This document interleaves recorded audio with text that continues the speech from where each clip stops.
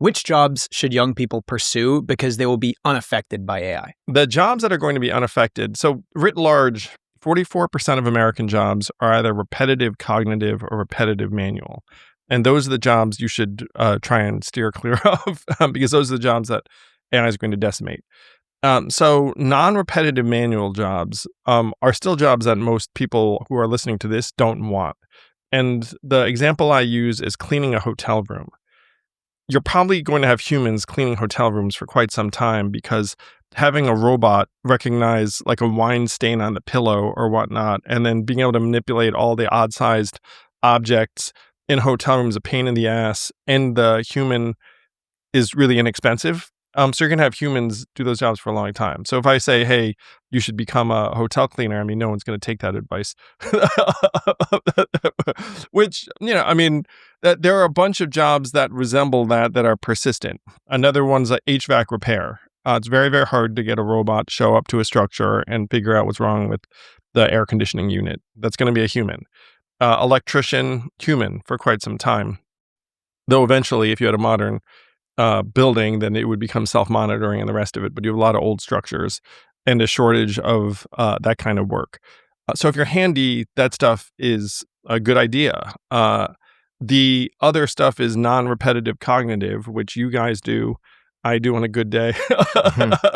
So this is entrepreneurial, creative, bossing the AI around.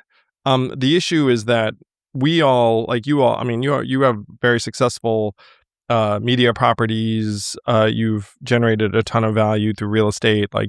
People tune in for your advice. And congratulations. Thank you to both of you for improving people's lives in this way. I'm very passionate about people's financial literacy, and you guys are practitioners, which is, to me, awesome. The question for someone, again, who's like 22 or 24 is like, how do they get enough money together to have or audience to be able to live that kind of creative or enterprising or entrepreneurial journey. But that stuff's still going to be there. I mean, there are a lot of inefficiencies still. So those are some of the more resilient jobs. If you look at a Microsoft report that came out a few months ago, the resilient stuff is like sledge operators or people who have to change out the flooring or something like very gritty stuff that's very physical. The other jobs are jobs that interface with people all the time. So a teacher asked me, hey, do I need to worry about my job? And I was like, teaching will be the last thing to go. We're not going to replace the teacher with like a screen and Really? Why do we even need teaching? Like, there's no point. I learned so much more, and I can learn if I apply myself with ChatGPT to ask questions and learn. I can learn probably 10 times faster than in a classroom. Or teacher. YouTube Maybe videos. 100 times faster. People upload these entire master classes on Twitter, and they spend hours just going over one specific thing that you could learn. You just got to watch the video. All right. So the person who was asking me this question, this was on an NPR program that I was on a few weeks ago. It was like an 8th grade teacher. And the 8th grade social studies teacher said, is my job safe? And I was like, your job is safe insofar as your community has budget for you and that there are still kids. So our birth rate's going down. The number of kids showing up is diminishing. And so eventually these teachers unions and whatnot are going to be under downward pressure because, it's just demographics. But in terms of right now, that school administrator or principal looking around that school and saying, you know what, you 8th grade social studies teacher, I'm going to replace you with, that's just not going to happen because the incentives are not there for that individual administrator. And there's a union in this case. So some of the most secure jobs are going to be unionized jobs. Now that applies to about 10% of American workers, but you're going to see a real flight to safety in that way. Like the law school degree is not the flight to safety. The flight to safety is, hey, is there going to be a union who demands that, like, for example, a human radiologist needs to review this film and that it can't be AI. There's going to be a lot of lobbying for persistent jobs. And how far do you think this should be allowed to go? Like, can you see AI replacing people in courts or coming up with policy decisions? Because I could see a point at some level in the future where you go to court and it's just like this AI little beacon that you say your case to it and it processes and It's it just green or spits red. out, Red it is just jail. Green is your spits fine. out a decision And it it could spits be out using John Cena's face. Yeah. Or it could be using Just- someone like very trustworthy. Who would be like the arbiter of American Judge Judy. justice? just something. But like I know with legal contracts, it's just like I could tell when the other side is using ChatGPT back to me, and then I'm putting that in ChatGPT. So it's just ChatGPT negotiating against itself. You know what's funny is that reminds me of the dating apps, is that dating apps learn your behaviors. And then so over time you could have AI to AI chatting, and then they could determine your compatibility. We came up with this idea a while ago. It's called the perfect match. But when AI has enough information about you and your preferences, it could match you with anybody in the world who it believes is your best match. Because statistically, there's one person in the world who's the best match from everybody. Well, they could essentially have two folks simulating each other, and then they could play out years of a relationship. True. You know what I mean? Yeah, That's interesting. for marriage, for business raising partners, kids, for business anything. partnerships. Yeah. I mean, there's a lot of me out there. So AI simulating me, like I've seen it, it's pretty eerie. It's pretty good. The first time when I was running for president and they said, look, we want to write an email in your voice, I was like, you can't do that. And then they did it, and I was like, it's actually pretty good. And this wasn't even AI at the time, and then AI came along, and then the Andrew Yang simulations are not half bad. So you're hitting something that I think is very, very important, Graham, which is disability decisions, for example. There are hundreds of thousands of them each year.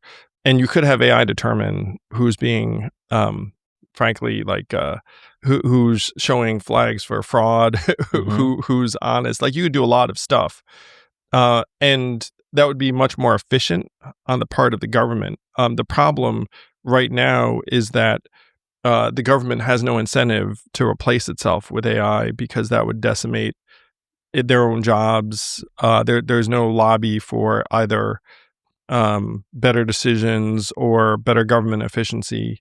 And so there are all of these inefficiencies. The healthcare sector is going to be very similar, highly unionized environment. A lot of that money is public money.